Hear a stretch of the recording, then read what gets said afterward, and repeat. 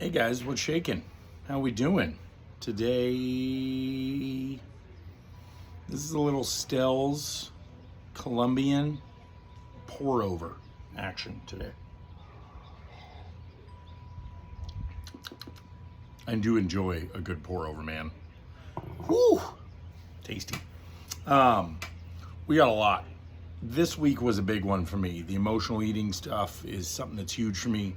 The self-justifying food. I actually had a really great conversation with Alexia the other day about this, where we just kind of started talking about some stuff, and she was asking me like, do you ever like self-justify food? Like, oh, I deserve to eat X because I did Y, right? Like, oh, I can't have that extra, whatever it is, apple, or a donut, or, a treat, or go out to whatever with the family because I didn't work out hard enough today, right? Which is so bass backwards and silly, but we all do it, right? So that's one thing I've really enjoyed about this intuitive eating journey is kind of understanding some of these cues and that they're okay, but trying to understand why and where they're coming from. So I want to touch a little bit on that. And then the other big thing was a couple kind of epiphany things that I had that I was talking over with Kelly about. Just kind of funny stuff that as we've been going through the cycle and I've been reading through the material, and if you guys haven't had a chance, I really dive into that stuff and the worksheet stuff. It's really helpful. But as I've been going through this process, kind of going backwards a little bit with the distracted eating stuff that we talked about, one thing I realized is not only distracted eating in the sense of like eating in front of a television or eating in front of something, like to where you're just, are you really enjoying your food? Are you taking time to savor your food? Or are you just like shoveling in your mouth while you're watching the football game?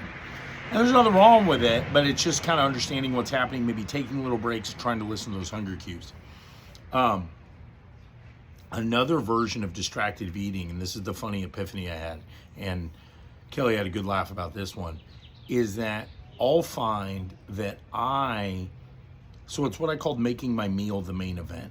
So what I'll wind up doing is while I'm eating my dinner, let's say it's a salad, right, with chicken and fucking tomatoes or whatever, and it's tasty, I like it, but I'll be thinking about the other thing I'm going to eat, right? Maybe after the salad, like maybe I also made some corn or whatever, and I'm thinking about the next thing. It's like eating your meal while you're already thinking about dessert, right? It's like those funny Geico commercials where they're like, let's maybe not talk about leaving before we even get inside, right? Like, oh, maybe we should take off in the 7th inning and you haven't even got into the stadium to watch the game yet.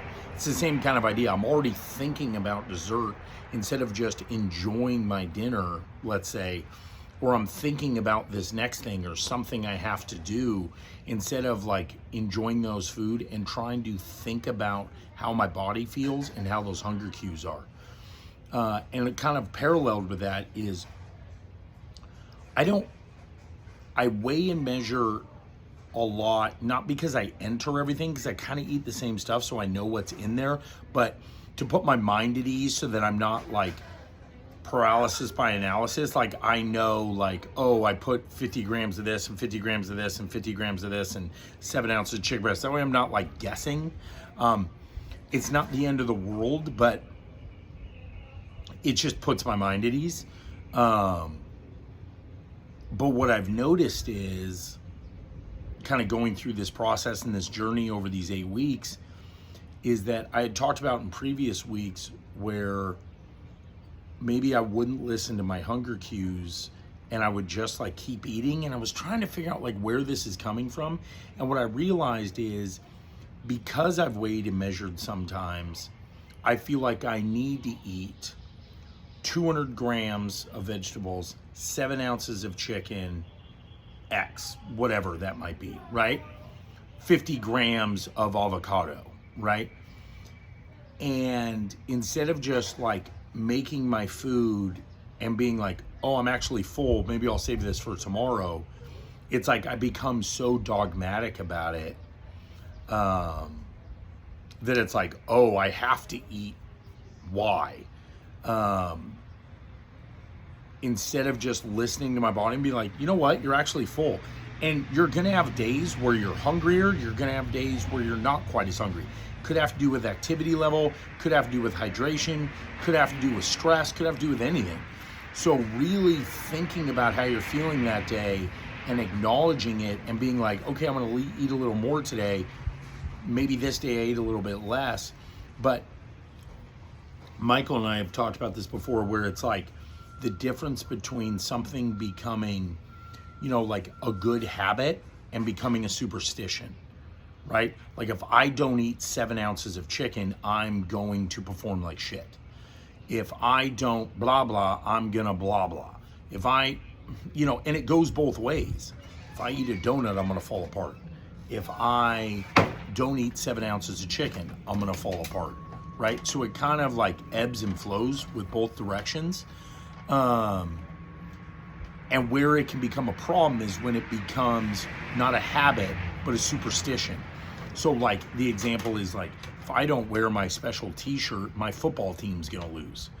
And it's fine if you're doing that on the fun thing, but if you're letting it like stress you out and ruin your life, it's kind of not good anymore, right?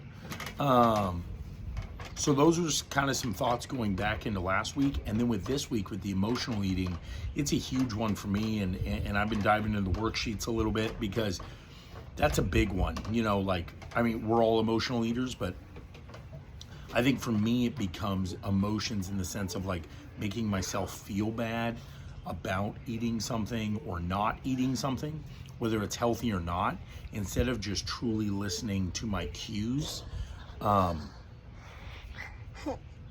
Barry, you're gonna knock this over, dude. My son is crawling behind me. Okay, I thank you, buddy. Instead of listening to am I full, am I not full, and if I'm not full, fine, right? It's like we talked about, like an extra serving of broccoli is fine. Or, if you want some dessert, great. But like, are you just eating it to eat it? Are you just eating because you're bored? Are you just eating, because you like to have this thing with a cup of coffee? Going back to like, now it's become like a superstition, or, is it something you enjoy?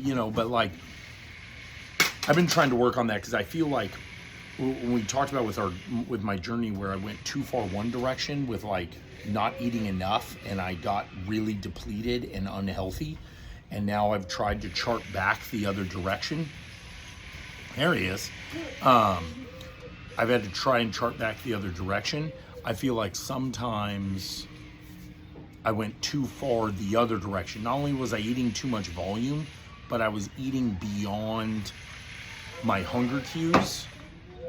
And because it was like, I have to eat 35 ounces of chicken, instead of just being like, okay, well, today I'm not as hungry, or today I ate a little bit less.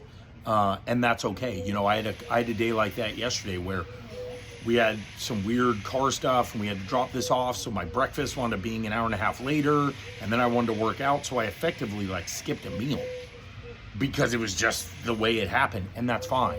It's not like I had to make it up, right? Or I'm not going to make it, So I've been really working hard on the emotional side of this stuff, not beating myself up, but also on the mental side is like not making things a superstition, right? And making them a good habit, and listening to the hunger cues and realizing that some days you're not going to be as hungry as you are. Like I notice when it's hot, I'm just not as hungry, or my flavor, my appetite shifts a little bit. I want more like fruits and cold things, than I do want like chicken, so maybe I just eat a little less in the summer, no big deal. But yeah, that's kind of my take, but really dive into that stuff and get after it. The other big things for this week, obviously we released the Sandra and Kim shirt. So if you haven't seen them, they're on Instagram. Get one of those. All the profits are going to those two awesome athletes, and we'll have more stuff coming out. I want to do some viewing parties once we figure out what the streaming's like and all that good stuff. Other than that, I know Jackson Rich are doing a fun little guy-girl comp down in, I forget where it is, West Covina maybe, or something? Anyways, so if you see them around, give them a crisp high five. Tell them to get after it. And other than that, my wife's going to get a facial. Love you, baby. I just made a post and it reminded me because I'm getting some likes. If you see in Redlands, Todd Haig, who's one of our members. I didn't know this about Todd, and I've been training him for 2 years. I grew up with a couple girls whose dad is kind of a little bit of a legend in the water ski industry. And he did a race every year, which is Long Beach to Catalina and back. Yeah, I'm gonna say that again. Long Beach to Catalina back on a freaking water ski, which is badass. And I was talking to Todd the other day. I didn't realize that he did that race. I was like, oh man, that's cool. And the race was this last Saturday. And then it took me a little bit, and I did some snooping, I did some research, and realized as of last Saturday, Todd was the 16-time champ. Otherwise known as the GOAT status.